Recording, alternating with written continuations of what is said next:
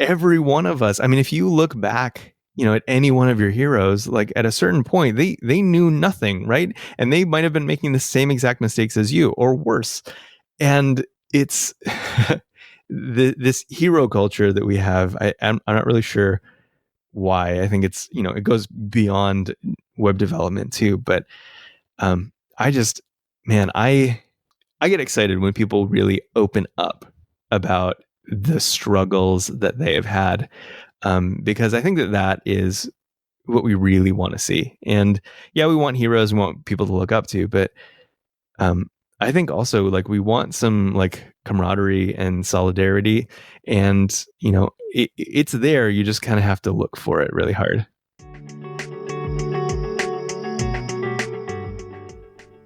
That was the voice of Michael Chan. This is part 2 of my interview with Michael. If you missed out on the first part, I encourage you to go back and listen to that before you jump into the second part. My name is Jonathan Cottrell, and you're listening to Developer Tea, and my goal on this show is to help driven developers like you connect to your career purpose and do better work so you can have a positive influence on the people around you.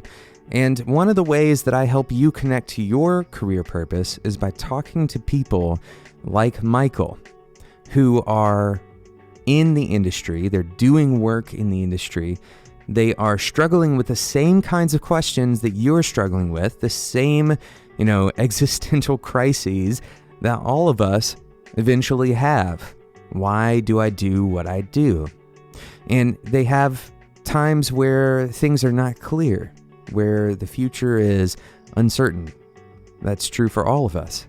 And then they have times of triumph, and they have moments where everything seems to be going in the right direction, or they have an epiphany. And I want to encourage you that regardless of where you are in your career, to listen to this episode and try to find ways that you can see yourself in Michael or in myself, and you can compare your experiences and try to learn from others' experiences, from our experiences. And do this with any other podcast that you listen to, or any time that you encounter another developer who is in one of those moments in their career, or even if they're in just a normal time in their career. Learning how you can look at your own life in light of the lives of others and the experiences of others is going to change the way that you think about career development. Let's go ahead and jump into part 2 of this interview with Michael Chan. When we deal with, and this goes back to what we were talking about previously, that when you view people in light of their pain, that is kind of an odd way, but it ends up equalizing us in some way, right? Because another kind of trick that my brain has started using, maybe accidentally, is recognizing that even for the people that I hold up as my heroes, there's something that I know that they don't. Yeah. Something about something, right? And sometimes it could even be about programming. I might know something about JavaScript that some of my Ruby heroes don't. And this is kind of a moment of realization that, resources are not endless. And there's also this psychological effect. And if you listen to the show for very long at all, I'm going to reference Danny Kahneman in his book, Thinking Fast and Slow.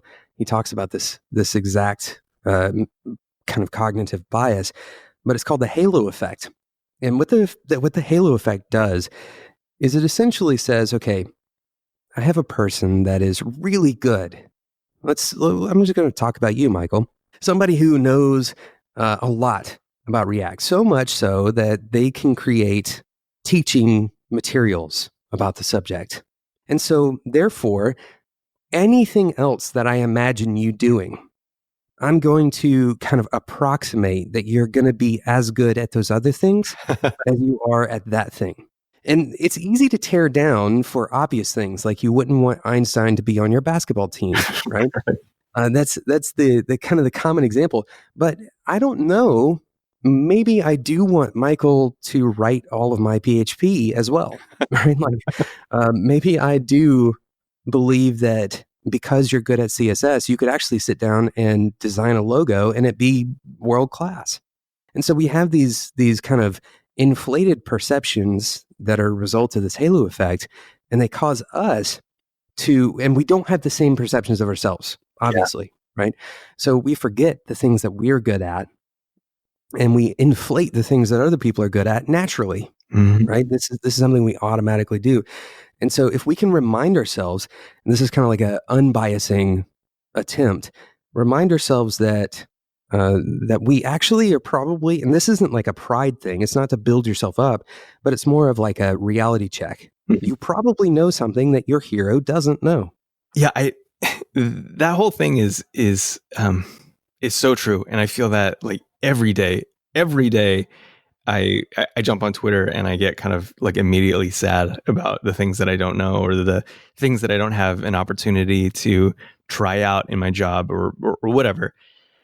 And I think the resources that I've been able to make, kind of back to one of your earlier questions, have been an exercise for me in not getting stuck in that. And a lot of times, so I made this little thing called React Cheat Sheet, and it's really funny because a lot of people, like, they'll be like, oh, hey, thanks for making that. That's awesome. I use it all the time. It helped me out, like kind of helped me distill the concepts.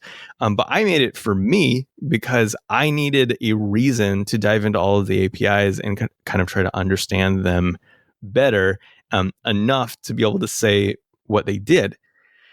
And there's a lot of value in kind of running into the spike and being like, you know what, I don't know this, but I'd like to. So I'm going to do something that, even if it's the worst thing ever, I have to go through that in order to grow. And I watched this terrible movie.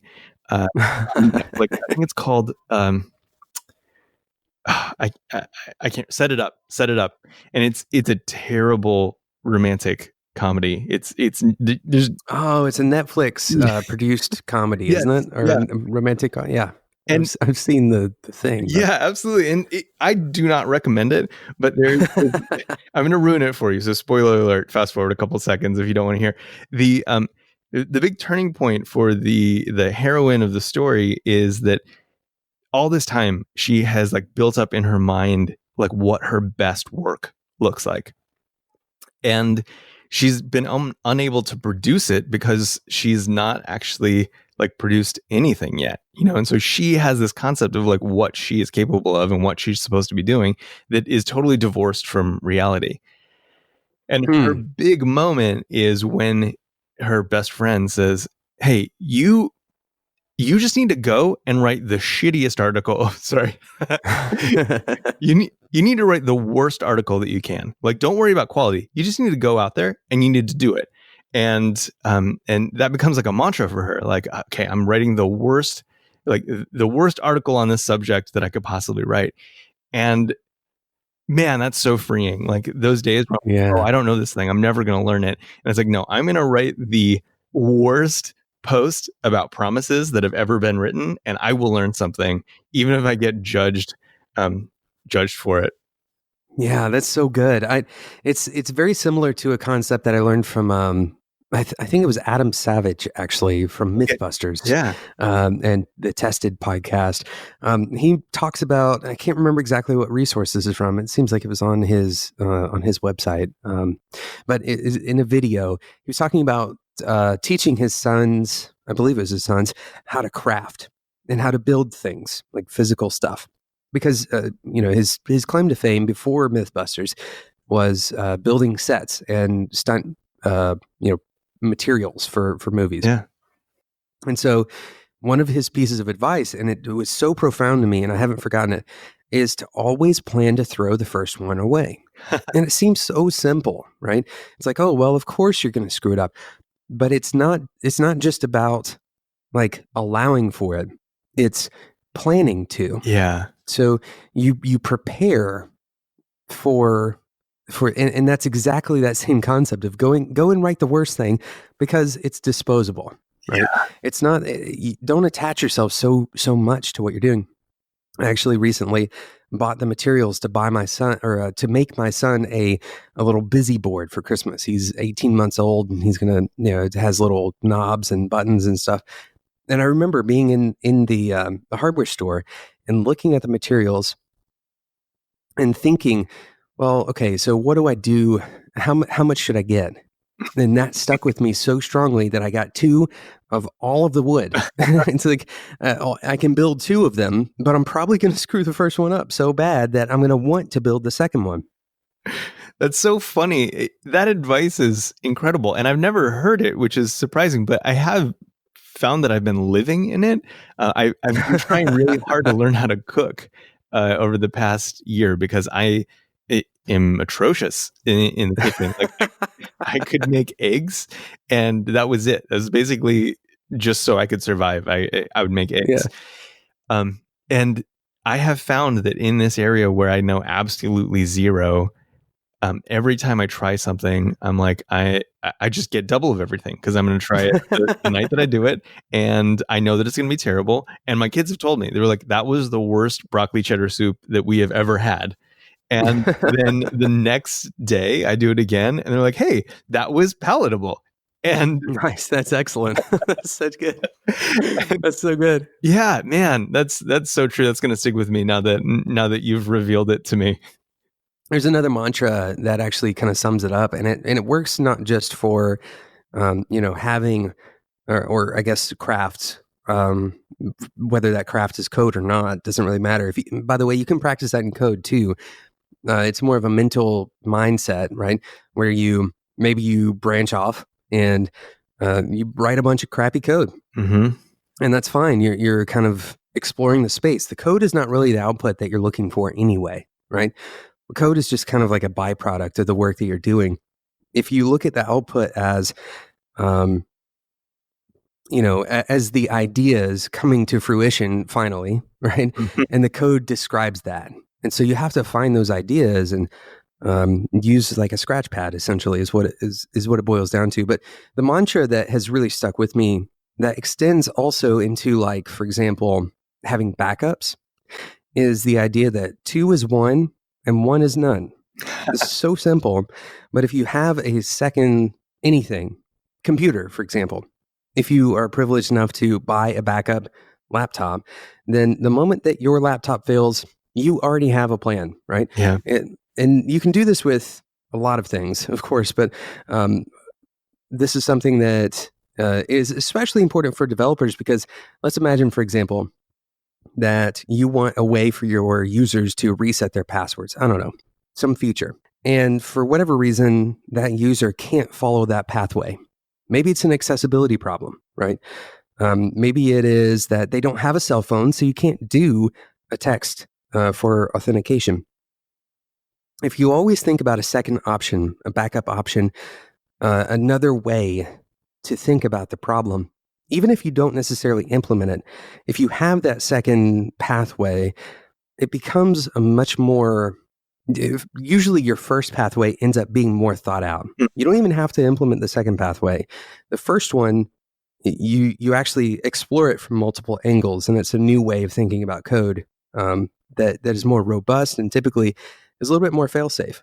It's kind of a weird like mind hack if you think about it that way. Oh, absolutely. I've done a lot of UI development, and I feel like the best thing that I ever did was to start building up from the error state, right? As soon as I pushed that feature, I knew that a user wouldn't have an irrecoverable experience. And I think a lot of people don't. I mean, it's not fun, right? Like as soon as you get a new project, you want to like dive in and do all of the fun stuff, and say, push all that gross stuff to the edge. But animation-driven development, something like that. Yeah, absolutely. But yeah, man, it's so true. Kind of starting up from the assumption that you will fail, or that you might, right? Not that you will, but that you might, that you could. That is within the realm of possibility, right? Yeah. Yeah. To my knowledge, people aren't writing, there aren't a lot of people who are writing perfect systems on their first push. Yeah, no, not at all. Man, that's such a good, I guess it's kind of a Zen way to think about your code, right? It's less about, what are the features and more about like trying to approximate the backdrop, like a Yeah. realistic picture of all of the things that could happen. You know, this actually works out pretty well if you work with things like state machines, for example. Mhm. I don't know if you've ever worked. I assume you've worked with some kind of state machine. And I actually have a fuzzy understanding of what I'm talking about right now. But you know, if you think through all of your cases, is really what I'm trying to get at, and you list out those cases in a reasonably detailed way, now you're creating a situation where, yeah, you don't get into an irrecoverable state. And what's strange about it is like it creates a lot of confidence in your code. Yeah. Oh, absolutely. And yeah, I think we all want to have that level of confidence, but for whatever reason, it's really uncomfortable to plan for the failures. I'm not exactly sure why that is, but Yeah. yeah, it's something we don't like to do. Yeah, maybe it's something to do with the idea that it's you know, it's just not desirable. It's not the happy path. It's the thing that we don't want to happen. And unfortunately, you know, as much as we don't want it to happen, it probably will at some point. Yeah, that's one thing that I kind of addressed, at least in some versions of the talk that you mentioned at the beginning of the show, was that now I can't remember the title. Hot garbage, clean code is dead. Yeah. The idea that we really prize code, and you said yourself, like the code is really not the artifact that we need to be obsessed with. That's just kind of this thing that morphs and changes and will, maybe outlive us if we, leave teams or leave the company. And that the thing that we need to optimize for is uncertainty, to say we don't know necessarily all the parameters of what we're building. So how do we set up a backstop so that when this thing doesn't go the way that we thought it would, we're well prepared to adapt it and to change it and to morph it into the thing that it needs to become. Yeah, I mean, change is the hardest thing for developers to grasp. The future will change things, and this is actually really appropriate timing, I guess, to talk about change, because right now, specifically for React, I'm sure for other things as well, but specifically for React, things are changing pretty rapidly and pretty drastically. Some of the really kind of core ways that people have learned about, how a React component works, those are being moved on from. I won't say they're being deprecated. They're not. It's going to work for the foreseeable future.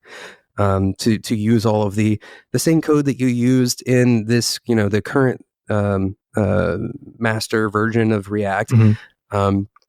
But as we move into the future, we're having some pretty significant API changes, and we don't need to necessarily talk about, the changes themselves. But I do want to talk for a moment about, why do you feel like this is such a dividing thing when we experience change as communities?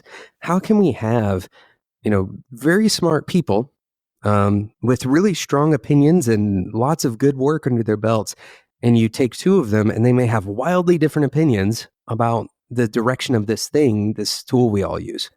Man, I think a lot of it comes down to what we were talking about earlier with that experience that we went through becoming parents, and realizing that we are not the hero of this adventure. And I think a lot of people are threatened by things that are, by new ideas that might encroach on the space of the things that they have already mastered. And it's hard for people to kind of become a beginner again. And wow, yeah. It's so funny because I had a lot of conversations with people at React Conf this year where all of these new APIs and thoughts were announced. And a lot of people there, friends of mine, were saying like, man, this is such a great time for people to get into React. And it's good to think like that, to think, hey, there are all of these things make people's lives easier. And it's a good thing. It's a good thing for our community. It's a good thing for people who are just getting in. And that doesn't have to be threatening to us just because we spent a lot of time learning things a certain way. And they're maybe falling away from favor. Yeah. Wow. Well, I think this was actually the original pushback when React started gaining popularity in the first place. I mean, I was I did my fair share of jQuery, and even before that, my fair share of like MooTools back in the day. And I built single page apps with those things. And I remember as things came onto the scene, and this is not like back in my day. That's not at all. Instead, it's like we always have something to fear. We always have something that, we can either see as a threat or we can embrace. And I'm not saying that everything that comes on the scene that's new, we should just accept and blindly, just agree, right? What I am saying is when you see something that, that makes you have an immediate reaction, I think it's useful to inspect not just the thing that you're reacting to, but the reaction itself. Oh yeah, right? Absolutely. And really kind of dig in for your own good, but also the people around you that you're making the argument to, because you're changing people's perspectives, whether you know it or not. There's a little bit of a responsibility there as developers for us to take a moment and balance a little bit and say, hey, you know what? Maybe the reason that I'm reacting so strongly to hooks, no pun intended, is that hooks are like a black box to me. I don't get it. And I don't like things that I don't understand. Or maybe it's, I feel so strongly about this being the right way, but I don't really know why. I don't know why I feel strongly about it being the right way. I can totally understand hooks, but I don't like them. What is it inside of me that doesn't like them? It's not that they don't work, right? It's not that somehow this is going to, break all of your code suddenly. And, right. The React team is not trying to sabotage you, right? So what is it about, whatever it can be dogmatic responses, and those can be damaging, not just to the community, but to you as a developer. Yeah. It's so important to develop the skill to be able to examine your feelings and manage your response, and know that the feelings that you have are true and they are like from you, but they are not immutable. You can manage them and move forward and kind of navigate a path around the way that you feel about a certain situation. And it is one of the hardest things to do, especially when, again, you feel like your intelligence is being threatened, or this, long list of accolades in a certain technology or mindset is being threatened, or it feels like it's eroding. Yeah. And, as much as we like to learn new things, I think that we don't like being in a position where we have to learn new things and kind of, on a certain announcement day, feeling behind the gun. Yeah. Yeah. And it will change again. Hooks are not permanent, right? Like it feels like, oh man, this will be here for a while, and it probably will be, but it's not permanent. None of this is permanent. Yeah. And eventually, even a surprise, React will go away. And it may seem distant from now, but it will feel fast, right? It'll feel like just yesterday we were talking about how much we hate hooks, and now React isn't even around anymore. And I mean, that's okay. And we have to realize, as developers, that we can either look at that and allow it to really unsettle us. Yeah. Whether you're publicly, angry about this on Twitter, or if you're just kind of quietly building resentment for the industry and hating your job, both of those can really hurt you. It can really harm you.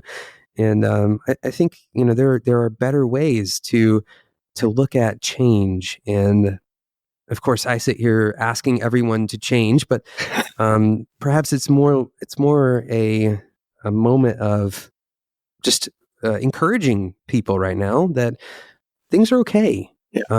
That this is going to be okay. If hooks takes off and everybody starts using them, things are going to be okay. If it doesn't, if it falls apart, if the React team abandons it entirely, That's okay. It's going to be okay. Yeah, it's going to be fine. We're all going to be We're going to be okay. We're all still going to show up and help users do something amazing. Yeah, that's the goal, right? One of the goals, I suppose. I will say, like, very specifically about React. I think that we have enjoyed a position of only having one construct in React for a really long time, which is, we only had components for the longest time.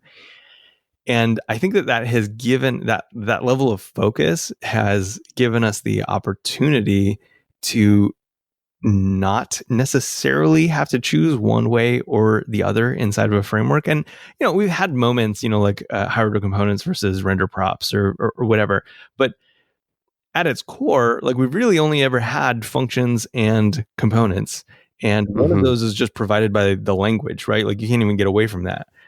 Right. Yeah. And I think that we're growing, and React is growing to incorporate certain, needs.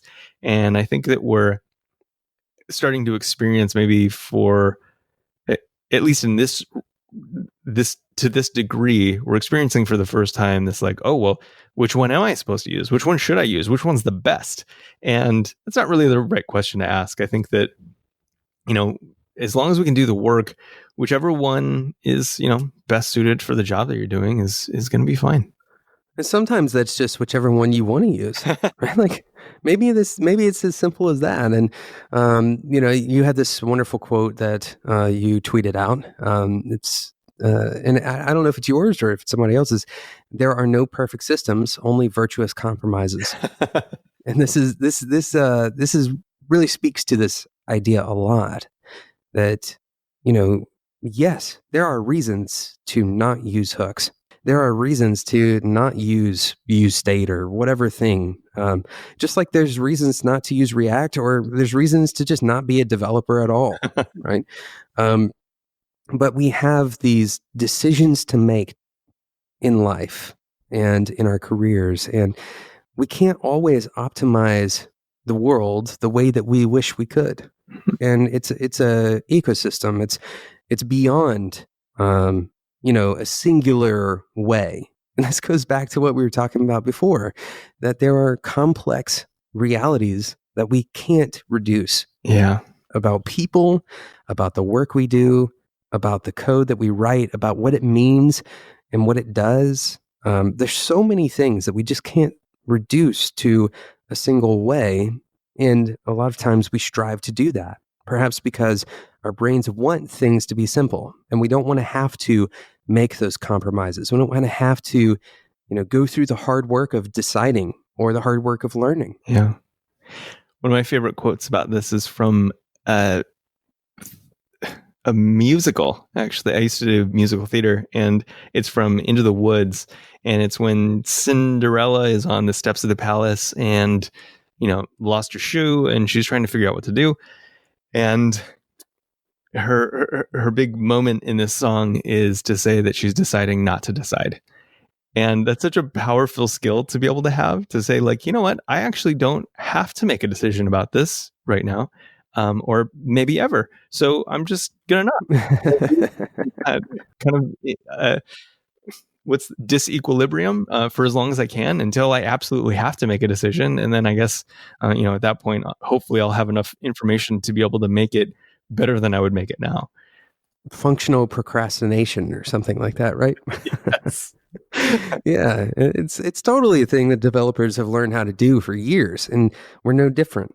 People have learned how to do this for years. You delay until you absolutely can't anymore. Yeah. Sometimes you just don't have to make that call. You aren't on the hook for deciding exactly what is right and what is the perfect way. Yeah, you spent all this energy like hyper focusing on this one thing that you didn't even have to, you never had to worry about.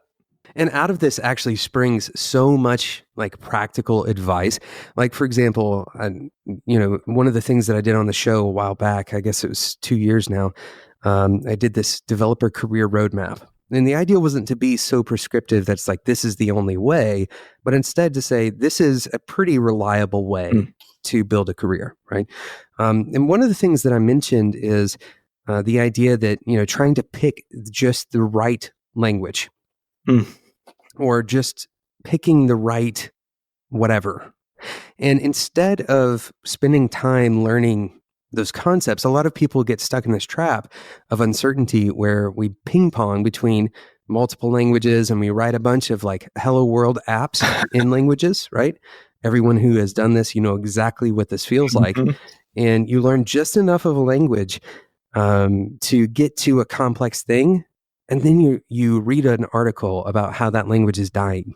Or you go and you look at, you know, those charts that talk about the growth. What is it? The top languages on GitHub, Yeah. and you think, oh man, maybe I shouldn't learn Java and I should learn Python, or maybe I should learn Python, and I should learn Ruby, or maybe I should go with something totally obscure and go and learn Julia and become a data scientist. And then everything starts falling apart. Your entire picture of the world is changed Yeah. in a moment, right? And we can stop for a second. We can look at what the history of programming tells us and really kind of rely on one or two kind of established languages and just spend time with them, right? And so what I encourage people to do is spend 6 months before you change. Pick one Hmm. and spend 6 months with it. That's enough time to go beyond a hello world thing, right? And you're not investing so much time that your career is going to fall apart because you spent so much time going in the wrong direction. I can guarantee you that the top 10 or 15 or 20 languages on GitHub, every single one of those has people who have strong careers writing those languages. Absolutely. And that's a hard thing to grasp, isn't it? Oh, absolutely. We condition ourselves to ask ourselves the question, like, what did I learn today? And I think it's the wrong question, honestly, especially if you're trying to break into or develop yourself in a career. You should really be asking yourself, what did I make today?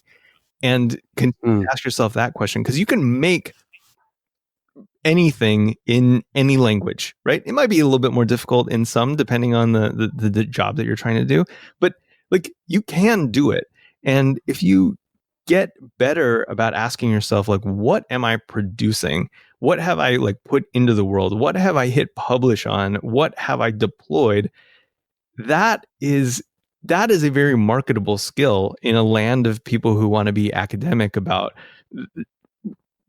the like nuanced performance differences in these two languages that both end up compiling to the same application. Yeah. Very few of those people who are, deep, like Ruby scientists, very few of them started out on day one when they said, you know what, I think today I'm going to start my career as a developer and I'm choosing Ruby and I'm going to become a world-class Ruby tooling expert that understands everything about the internals and, writing C extensions for Ruby. Like that is not the way that careers evolve. Yeah, mine didn't. I presume yours didn't. So there's at least not. two. Yeah, I mean, so I guess I've made a broad sweeping statement. Maybe somebody did do that, but it certainly doesn't. That's not the kind of the recipe, the only working recipe, right? There are other ways to evolve your career. Absolutely, and you get better through failure, and every one of those. It's like like you said, like breaking the first one or like ruining the first one. If you keep trying to prevent yourself from having the failures, you're never going to learn anything. You learn by kind of trying to take a step and falling and realizing like, oh, I put too much weight on my toes, and then taking another step and I put too much weight on my heel. And you have to have those experiences where you tried to build something and realized, you know what, actually I did in fact choose the worst possible language to build this certain thing. Yeah. I would use this one. Right. Yeah. Yeah.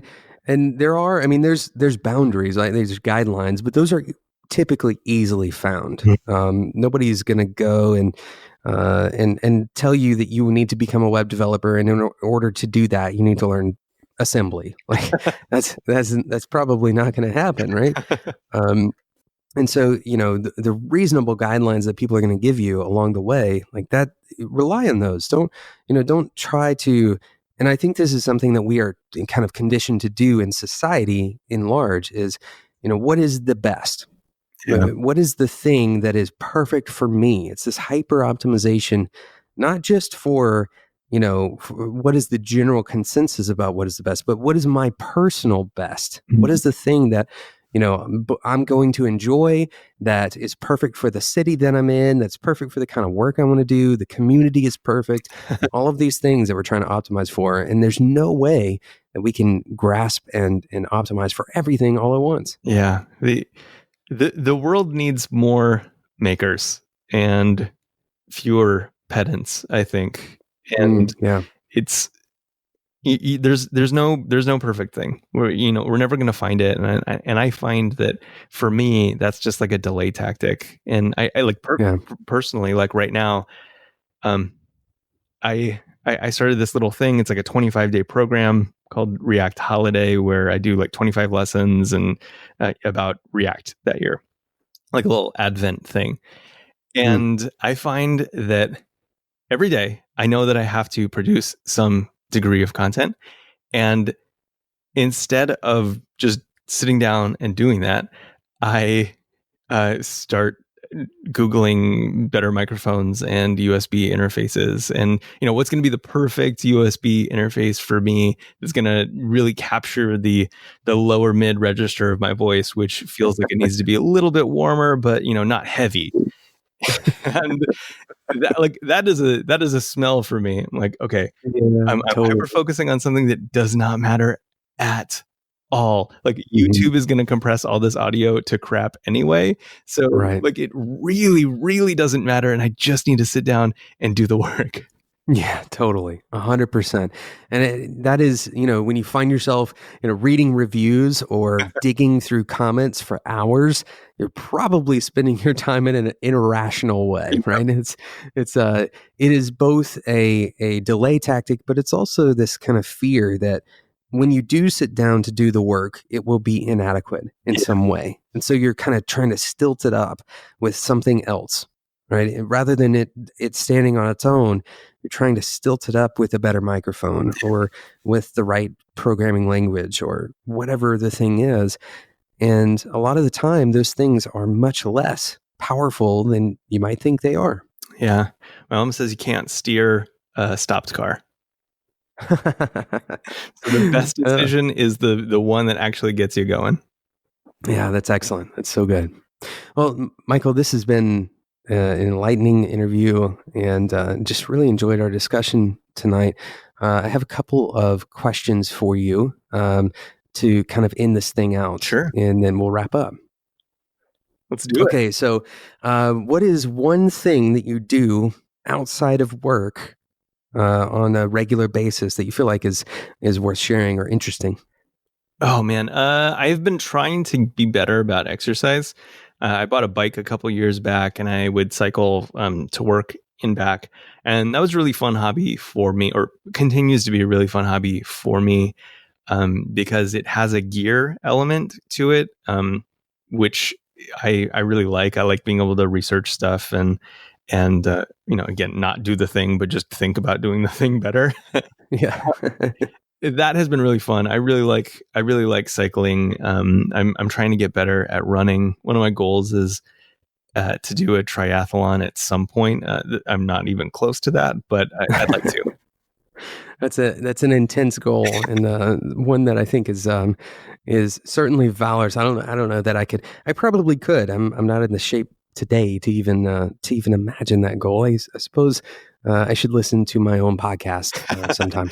They have short ones. They have it's like a 500 meter swim. Oh, okay. So like a maybe 40-mile bike ride.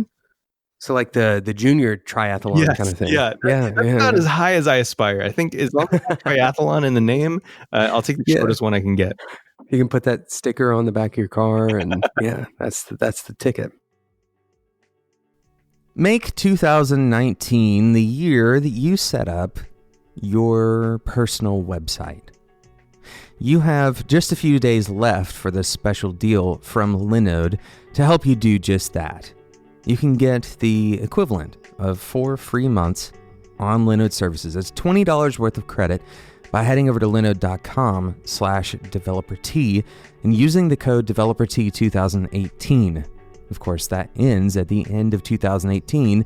So I encourage you to go ahead and head over to linode.com/developer-t and get started today. Linode allows you to instantly deploy and manage an SSD server in the Linode cloud.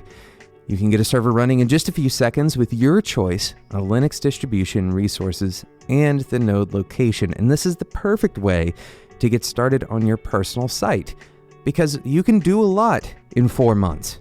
You can probably create some sustainability here. You can probably find a way to raise enough money to keep that server up and running, because it's only $5 a month in the first place.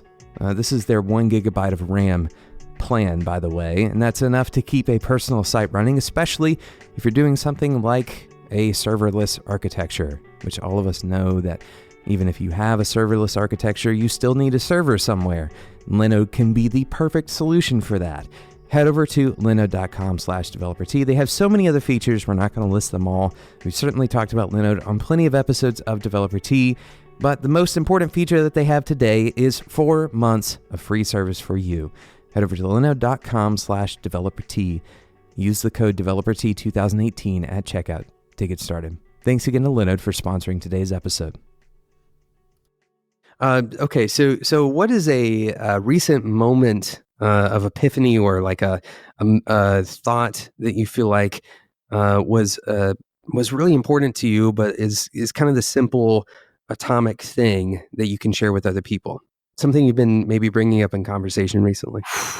That's a heavy one. I think so much of my life has become being comfortable with uncertainty.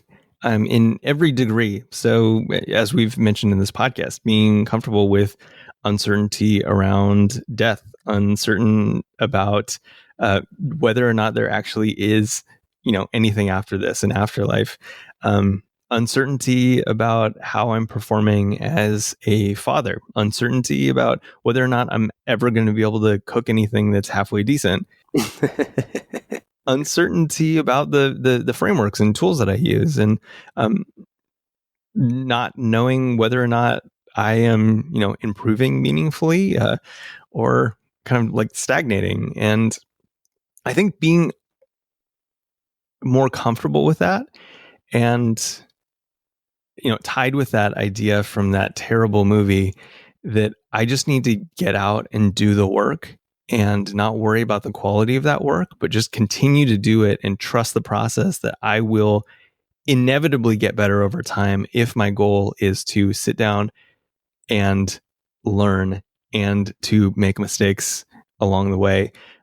You might have some rocks thrown at you, but I think a lot of times it's just from people who are insecure with their relationship with uncertainty, trying to keep you from exploring and learning the way that they would like to if they had more confidence. Yeah, that's excellent. Becoming closer to uncertainty and embracing it and almost looking for it. That's something that I personally have kind of experienced more recently, is seeking places where I can find uncertainty. It's kind of a weird backwards thing, but instead of trying to hide away from it, which is maybe the automatic thing we do, is looking for and then calling it out, right? Actually, when my wife was pregnant with our first child, she would ask me, "Hey, what do you think this child is? Yeah, you think it's a boy or a girl, or what do you think? Is it, maybe could it be twins?" And the truth was that I have absolutely no idea. And it's something that we seek for hunches, or maybe we hope for a particular outcome. And we try to create something that isn't there, even in those small things. Mm-hmm. And so invariably, I would tell my wife that I think that it's a 50-50 chance that we're going to have a boy or a girl. And I'm sure she got tired of it eventually, because I talk about statistics all the time with her, and I'm sure it gets a little bit tiring. But seeking those opportunities to say, I don't know, is actually, like, it can be invigorating. It's a weird feeling, but it can be enjoyable to say, you know what? I don't know. Let's just get back to doing the thing, right? Like maybe that's fine. Maybe we write some code and we don't even know if it's going to work. Yeah. Like we have no idea.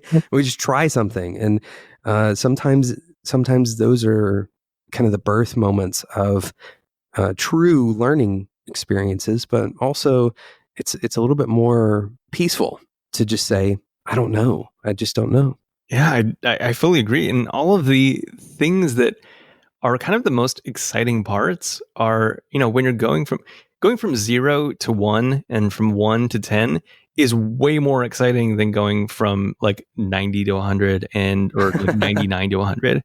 And all of those most exciting things that you're going to learn and experience are going from, I don't know this thing at all, to like, oh, I know it a little bit. That's neat.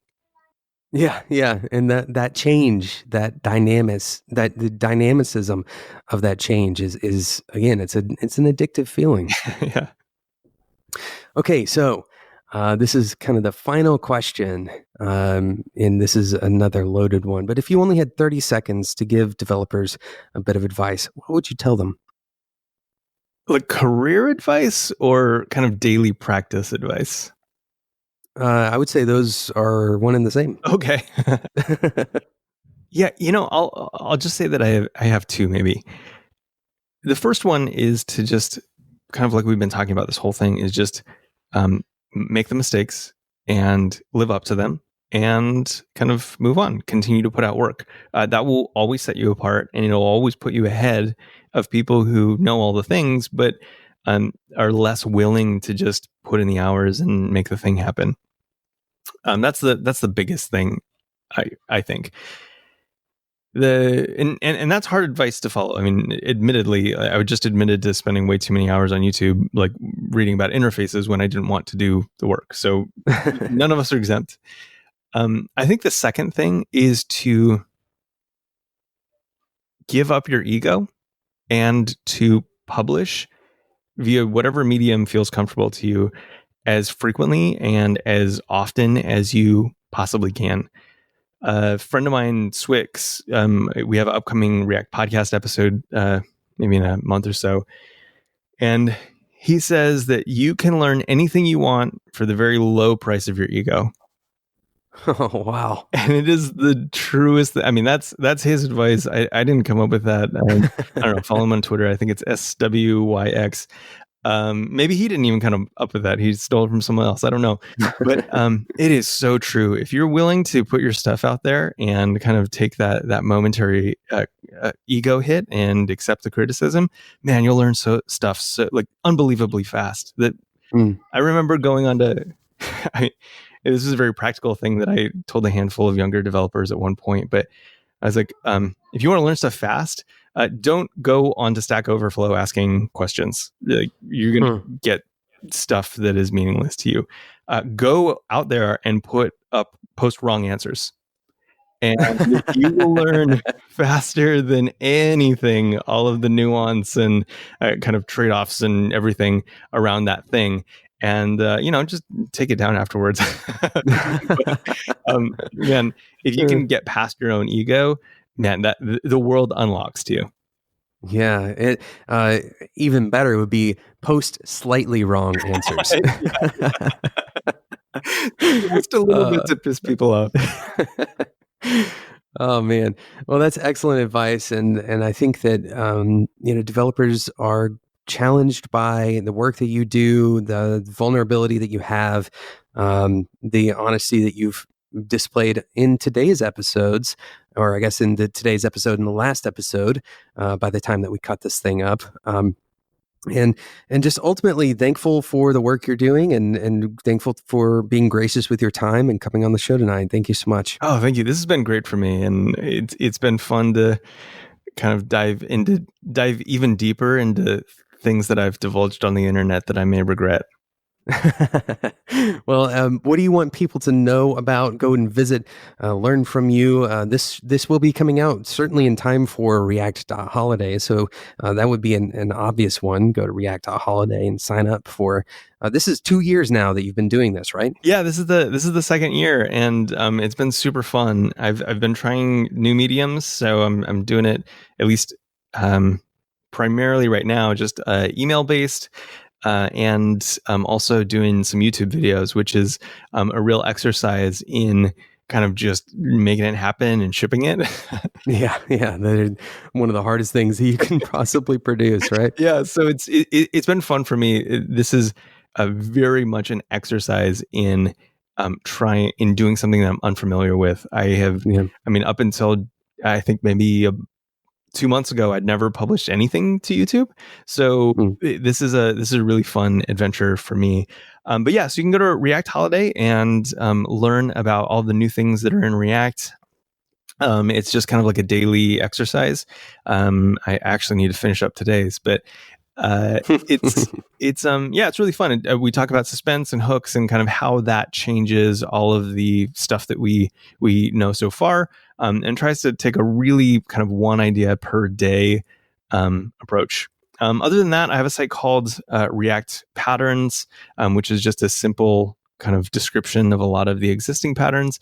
I'm hoping to develop that, and I'm not sure. I'm really bad about actually linking to like paid content. But I do have video courses available on a lot of that stuff at school.reactpatterns.com. And cool. That's where I teach kind of ground up ideas on not just React, but kind of ecosystem stuff like, how to use NPM and, kind of basic Node or JavaScript type stuff. So I'm actively developing that, and I'll be pushing more up as soon as React Holiday is over. If you can't tell by listening to this podcast, Chantastic Michael Chan is one of the most React positive people that isn't dogmatic about React. So certainly a powerful ecosystem, and something that if you haven't seen it, first of all, man, maybe you just aren't a developer or web developer. You probably have seen React. If you're a web developer, if you haven't, and using the technique that you've taught me, I'm so excited for you right now. I'm so excited for you to go and check out what Michael Chan is producing, and also what all of the wonderful people who are working on this stuff are producing for us, generally for free. It's just pretty amazing, right? But that's a conversation for a different time. Michael, thank you so much for spending your time with me this evening. Thank you. This was an absolute delight.